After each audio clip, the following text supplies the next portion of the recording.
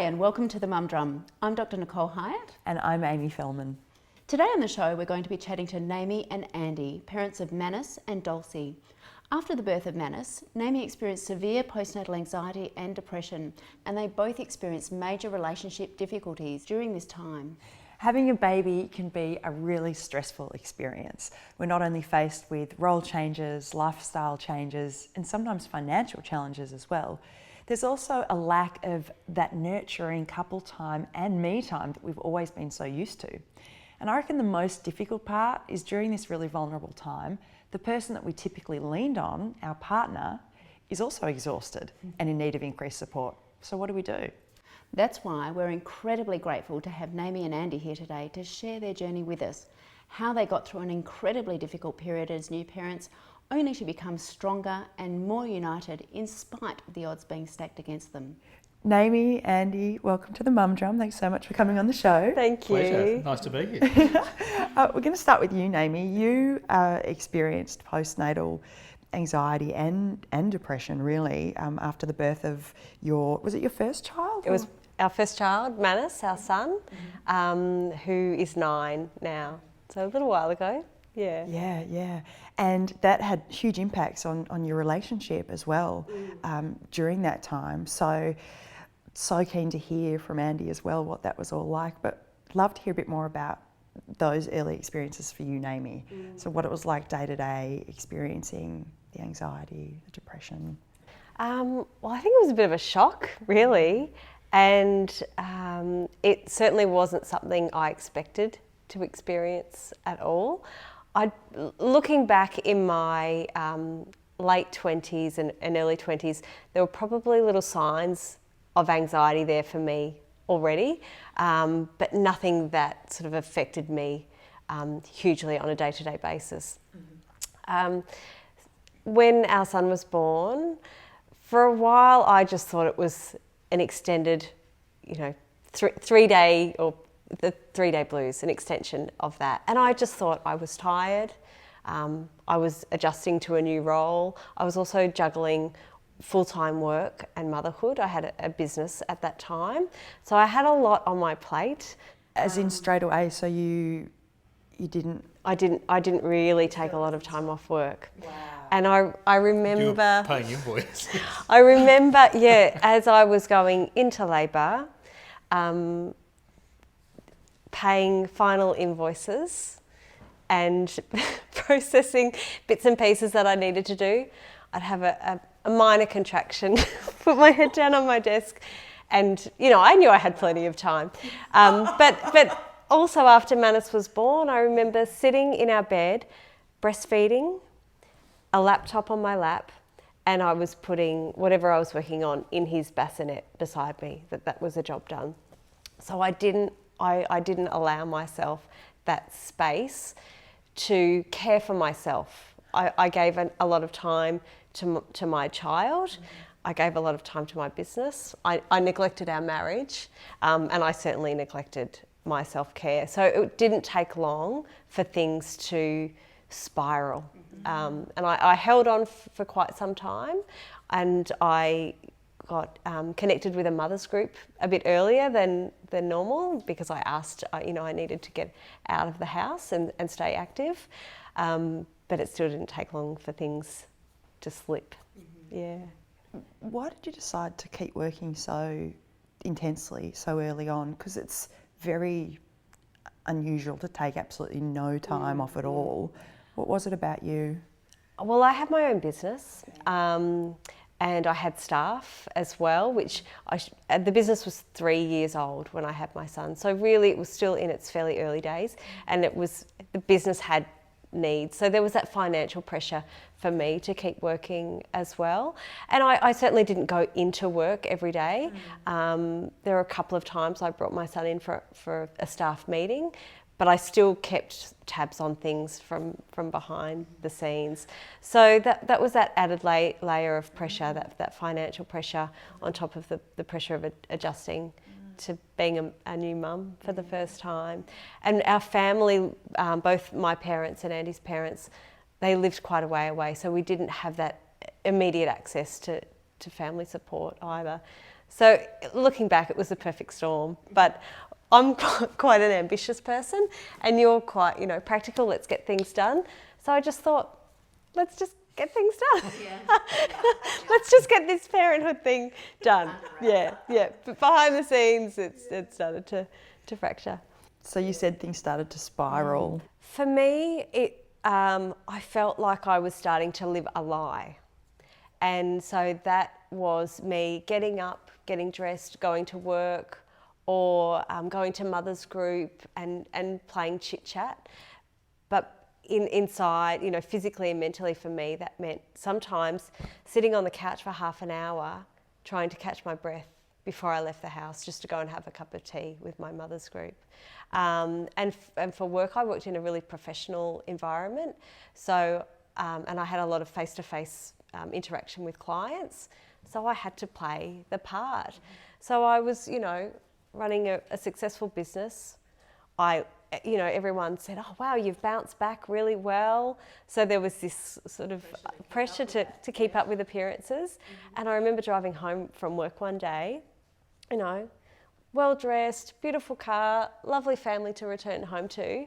And I felt like nothing was adding up for me. It all looked great on paper and I just couldn't connect with this life that I had. Does that make sense? Yeah. It started to lose meaning for me. Yeah. The point that we reached out for help was when I got really sick. I had a bad cold. I got a horrible eye infection, and it was my body's way of saying, we're shutting down the show. And I went to my GP, who I'd had conversations with earlier, but had not wanted to go on medication. And I remember sitting in her clinic that day, crying and saying to her, I've lost my grip now. I feel like life is slipping through my fingers. I've lost control. And that's when I made the decision to start medication. Yeah, that was a big day. Yeah. I felt like I had failed. I remember that feeling of handing my script to the pharmacist, and I felt like I'd been defeated. That was what I felt at the time. Yeah. Wow.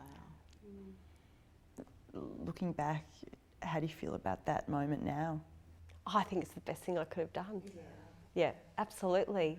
And I don't know, I think I resisted taking medication for a while because I just thought I could do it on my own, But life doesn't work like that. We need support from other people or other services or medication sometimes. Isn't it incredible that if you, for example, were in pregnancy and you were diagnosed with gestational diabetes and you were told you needed to have medication, you wouldn't think, I failed at this pregnancy, I've got to try and do it without the medication. We wouldn't think like that. Yet when it's part of this thing of motherhood, that if you're a good mother and if you're a successful mother, you can do it without medication, and you can do it and you can sail through it because that's what everyone's striving for, and that's what society is telling us it's supposed to be like. Yeah. And I think I'd sailed through school, sailed through uni, landed a good job, started a business. I could manage staff. I could do all of these different things. So I felt like I was a skilled, intelligent person. I still think I am. Yeah. But I just struggled to accept the fact that I was having a hard time being a mum. And now I know that's okay. I still have a hard time being a mum, but I give myself permission for that now. And I didn't give myself permission before. Yeah. It's like you didn't accept the changes that parenting brings. It's like, I'm just going to stay the person, and we can't be 100% of many things. It's not possible to do that. So it's no wonder you ended up feeling so overwhelmed and you just kind of shut down. Yeah. And I chat with new mums now or pregnant women who tell me that, they're going to take a month off and then start a business or go back to work. And I just go, okay, we'll just see how that goes. Just see how it rolls out. And not in a cheeky way, but just stay open to the fact that things could be different. Yeah. So in your kind of darkest moments, like how bad did things get for you? Pretty bad. Yeah. I just remember wanting to leave, to get on a plane and go anywhere. That's probably the worst point. And I at one point I remember saying to Andy, if he wanted to leave our marriage with our child, that I would understand. And I genuinely did. Yeah. I genuinely understood, because I just thought, he didn't sign up for this. And Manus didn't sign up for this either. This is not the family that I thought we would have. Yeah. And I didn't think, I thought I would be able to contribute in a really different way to our family unit. And I felt like I was falling short big time, and that I'd ripped Andy off. So you took all the responsibility, and to be this supercharged mum 100% of the time, taking everything on. Yeah. And so Andy, what was this like for you? I mean, on the other side, I mean, Nami obviously felt that she was letting everyone down, and she was letting you down, and to the point that she felt that she would understand if you left. Where were things for you at that point?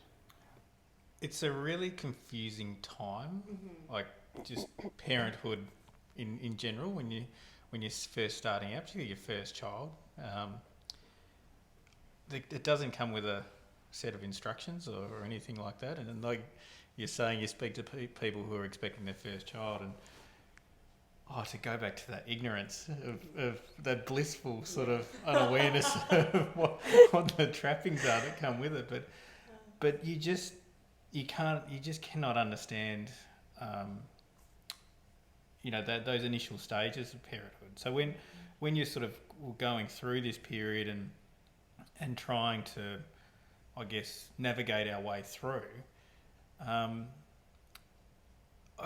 it's difficult to see the warning signs sometimes of when things are happening because you don't have a reference point to work off. You're all sort of making it up as you go. So I guess when it essentially, I guess the moods would just become harder to manage, I suppose, and I guess when you feel like you're always putting out fires, it's hard to be progressive and things like that. So it just got to a point where I think we needed a circuit breaker almost to close it down, and so I think it was probably, Romanus was about nearly 6 months old. It was September. Yeah, so and it was one day, I think, I can't remember if I was home or if I'd come home that afternoon, and essentially I could see that things weren't particularly great. And what were you seeing? it was just that resignation, I suppose, in some ways, of just everything was just too hard, and it had been going for that quite a period. And I know that I know Nami's strong and she's trying to work her way through it, and I guess I was trying to support her as best I could through that. But at that point, I just realised that the best thing I could do was I called Panda, and I just passed over the phone. I said, "Here, start talking." Yeah. Wow. Good on you. How did you even know about Panda? I guess if you surround yourself with information enough, then you become aware of these sorts of things. But I don't know. I guess it's probably all through the child health books and all that sort of stuff. I mean, I'm a pretty active father in parenting, I suppose. So I was across, pretty much anything that was in that book, although I'd probably forget it as soon as I look at it. But I guess it's, you're a family unit, and you're only as strong as, the weakest link at any one particular point in time. And that's not to say you're the weakest link, but in terms of, when someone's struggling, you've got to you've got to all pull together to make it work, and that's just what you've got to do. What was it like when Nami said, "I'll totally understand if you leave"? Like, I see that I'm kind of the problem here. Like, what was that like for you? It's pretty hard. But I guess stubbornness kicks in and you go, sort of, I guess living in a modern world, you've got to be a little bit more accepting and progressive in your thinking, but at the same time you go, no, I'm just not going to accept that. And we'll work through it. And so Andy, you were talking about, obviously you were informed and you did have access and looked at those booklets and were able to be proactive in terms of taking that first step for getting help. A lot's changed for dads being a dad in this world. It's quite a different, we don't necessarily have role models from our own parents. It's a very different time to be a father. What do you think, going through the stages of pregnancy and birth and being a new dad, what are some of the challenges you think, particularly for dads these days? Yeah, it's interesting, like you say, that I guess this was a generation that we're part of. We're probably the first generation that's really engaged in parenthood as a father and active parenting. So it's not to say that there aren't people who've done it before, but as a probably more of a rule of thumb. So it's you don't have those landmarks along the way to sort of guide you. You're making it up a little bit as you go, and without having that sort of modelling that's happened with your own parents. So it's really challenging in that regard. I think in terms of like pregnancy and the like, you're completely detached from it.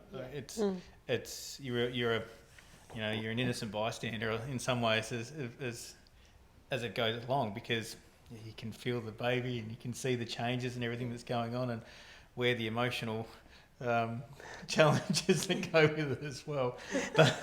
But in terms of does it feel real in pregnancy?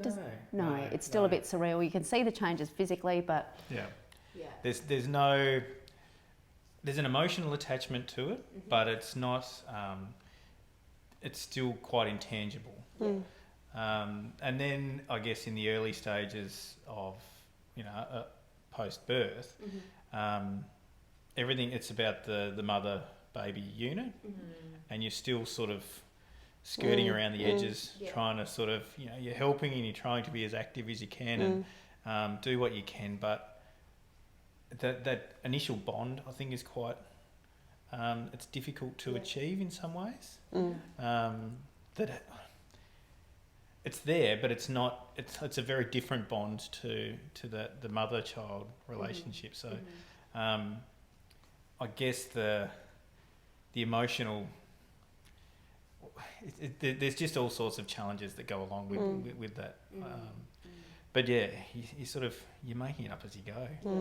I think that's one of the biggest things. So there's no wrong and there's no right. You've just got to have a go.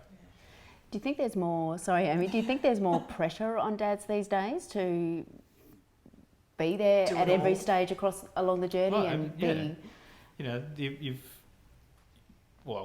probably coming from a double income family that all of a sudden someone's out of work for hopefully longer than a week or something. Please. Yeah, what are you complaining about?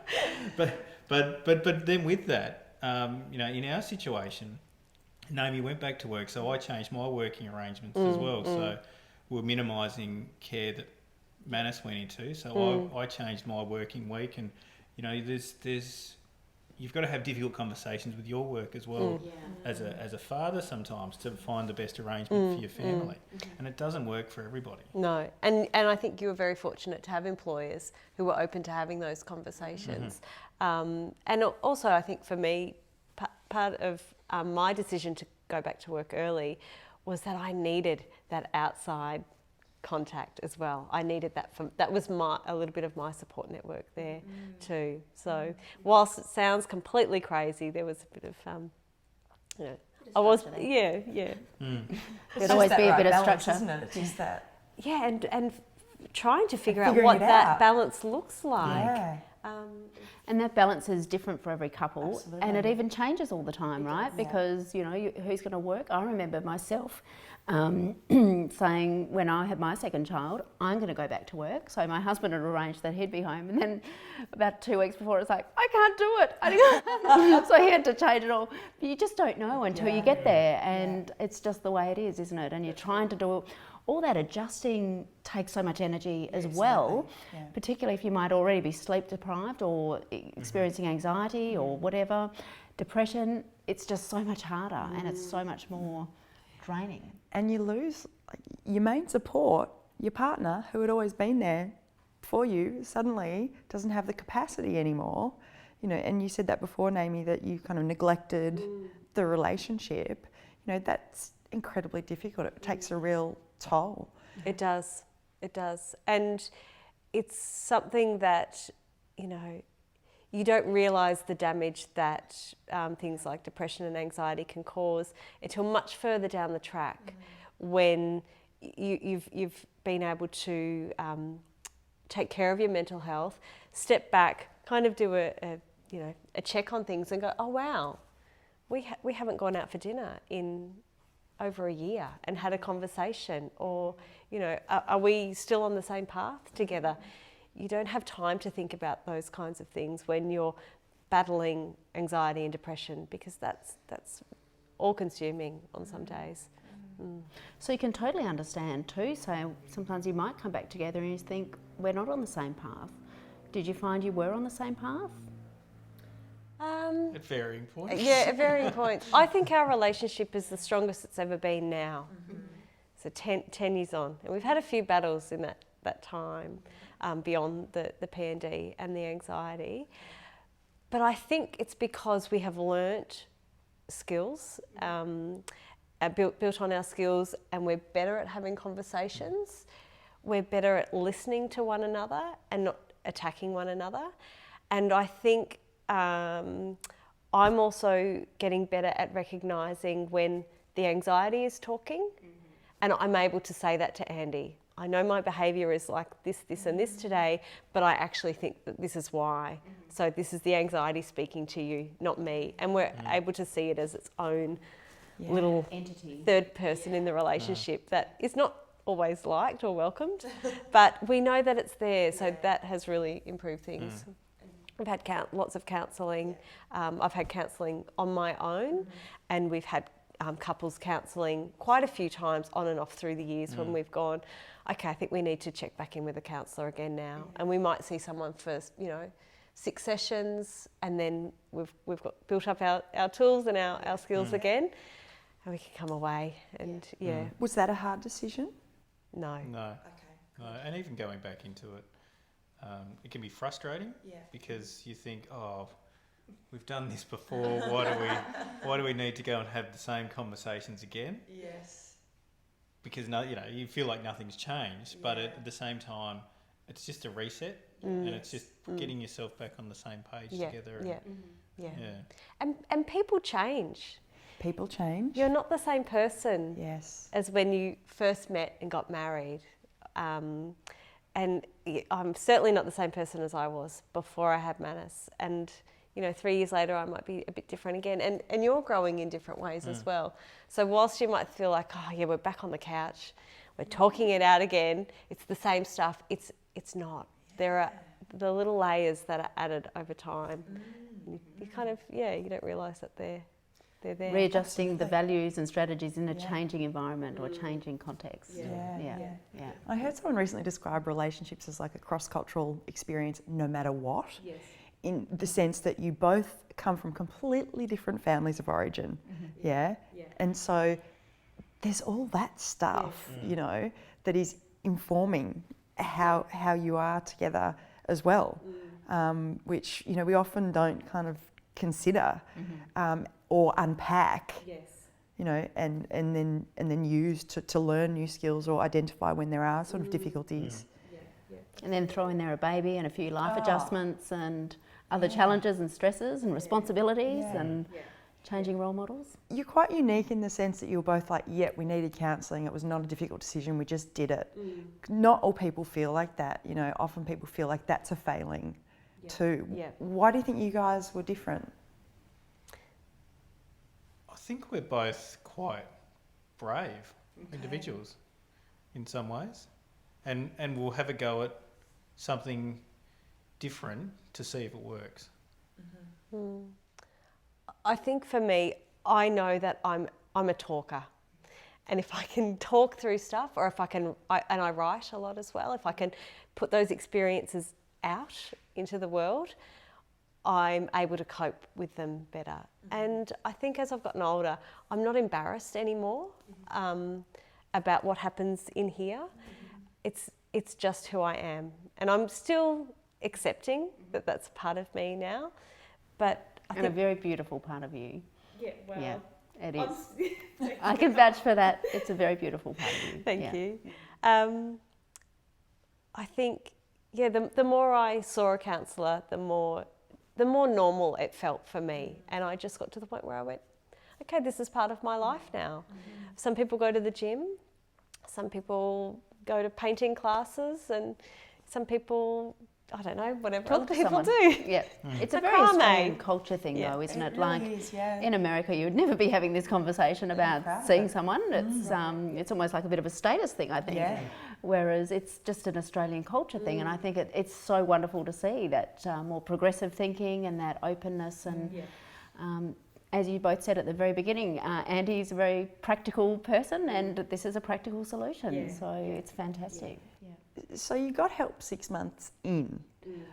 I wonder, looking back, if you think some maybe kind of counselling before having the baby, which is something that some people do sometimes, might have been helpful for you guys to know what was coming. It could have, but I think I was seeing a maternal health nurse as part of our mothers group set up.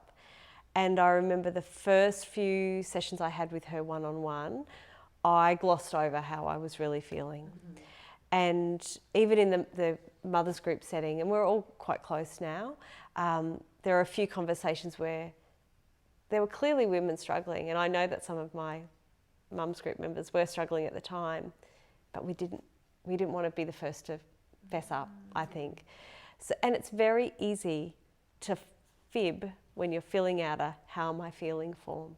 You tick a box and the form doesn't argue with you or watch for little clues. Take your heart rate to No, see if you're none of those likely to have things. lied on that question. None of those things. So I think the support was there for me early on, but I was just a little reluctant, I think, or scared to admit what I was potentially facing because I was busy.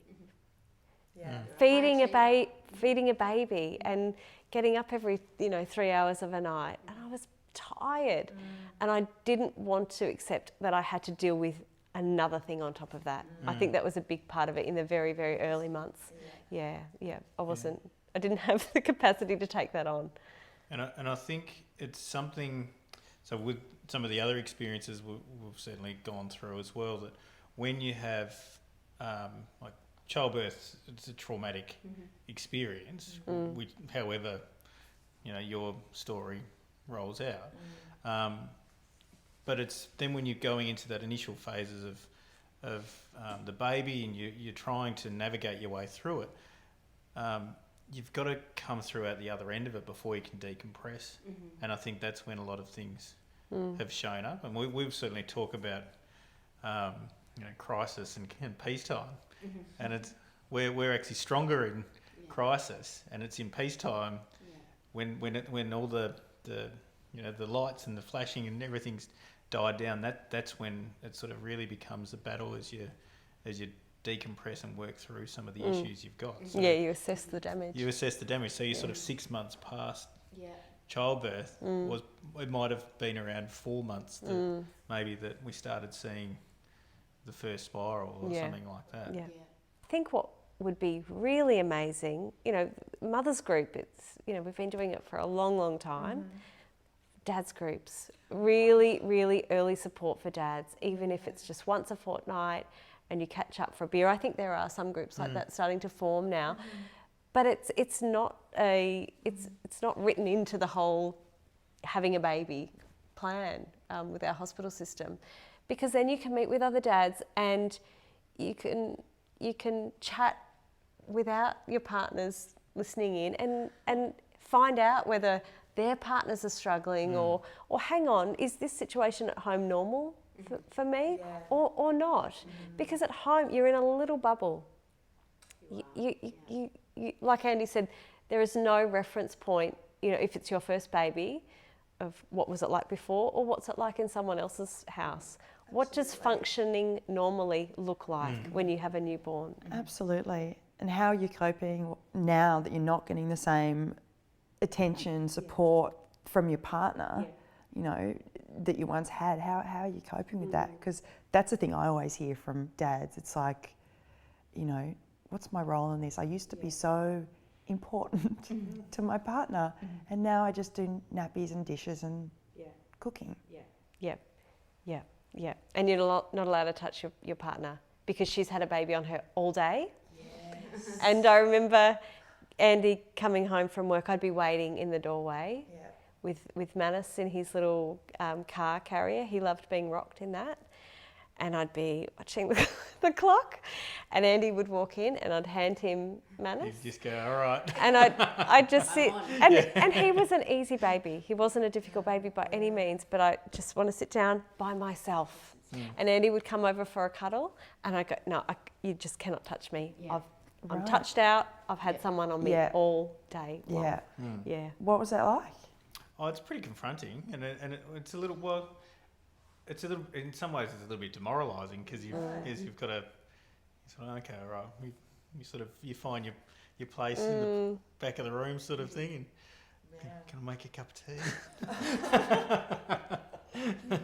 Sorry. You make a good cup of tea. but it's again, it's just your world's completely turned on its head. So, look, I guess everybody tries to find their own way through that, and some people, again, they deal with it better than others or find the support they need. It's having that support group for dads. It's a great idea. It might take a little bit of time to actually implement in its full capacity, because by nature men are problem solvers. They're not really communicators, so they're more likely to operate in individual silos, I think. Just Make it in a workshop. Well, maybe. Over some woodwork. But maybe that's a way of doing it. You say, you know, the men's shed becomes, you know, more for new fathers rather than the old boys, or you get both of them combined. And Absolutely. That's right. Yeah. So how are you now, Amy? Like the anxiety, the depression that you experienced, how are you now, years on? I'm not better. Okay. I don't think for me, it hasn't been a matter of I had a mental illness and then it was fixed. I think it just, it's part of me now. It can't be undone. There are still days where I experience anxiety. I'm much quicker at recognising it for what it is now. And I have medication if I need to take it. I'm not on medication all of the time. But I'm also better at not pushing myself as hard and knowing my limits. I can say no quite comfortably to things now. But that's taken a long time.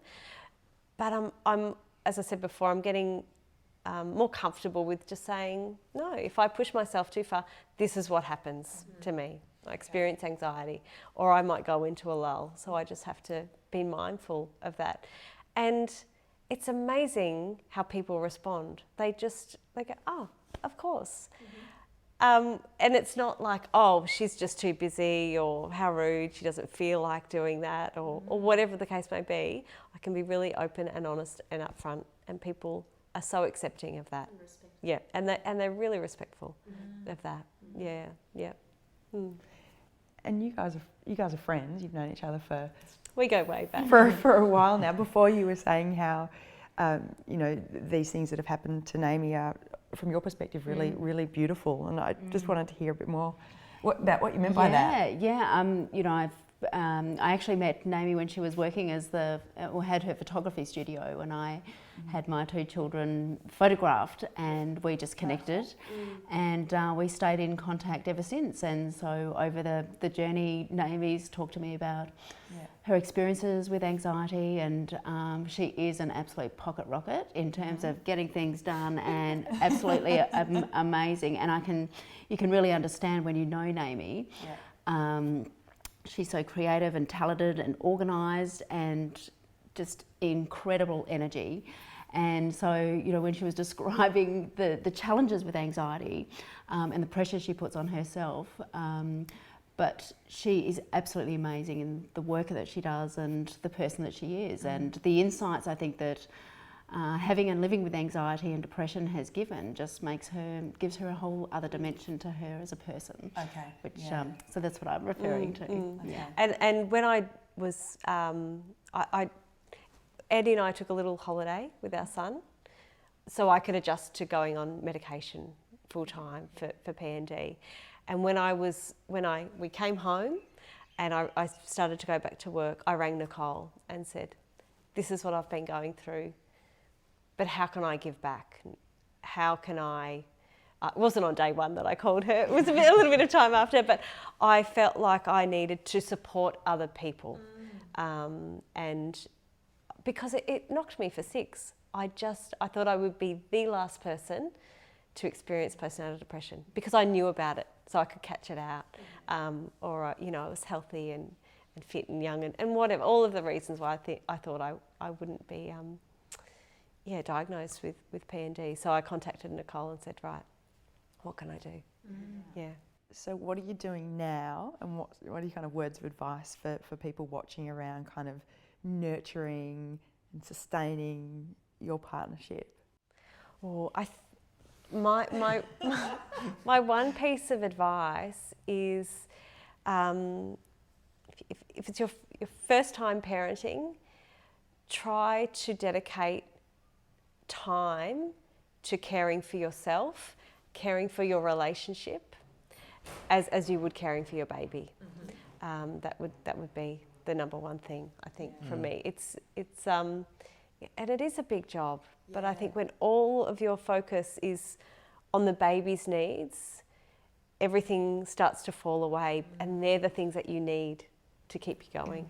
Yeah. And do they have to be big things? Because I guess that's the thing, people go, oh, how is that possible? But can they be small things? They can be the tiniest things. They can be as simple as when your baby goes to sleep, to sit and just have a cup of tea and talk about your day. It can be that simple.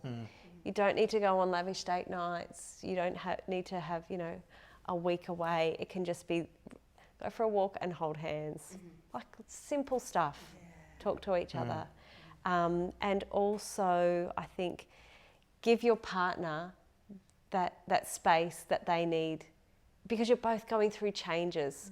So be open and as accepting as you can of all of that. And just keep talking. I think that's the biggest thing. Talking is one of the big things, I think.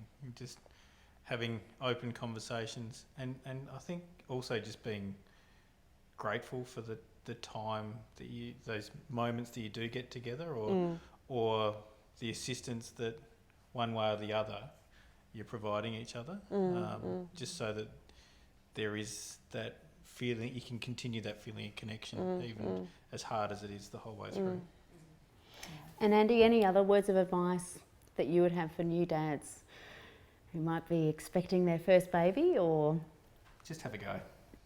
I think that's the main thing. Yeah. Just sometimes roll up your sleeves and get into it, because it's not easy, but it's incredibly rewarding. Fantastic. Nami, Andy, thank you so much for speaking Pleasure. with us today on Thank the Mum you. Drum. It's been great fun. Thanks, guys. Thanks for having me. Pleasure. So thanks again for watching the Mum Drum. That's all we've got time for today. And check out the Ready to Cope guide to get more information and advice on many different challenges, including navigating relationships. So we will see you next time on the Mum Drum. Bye for now.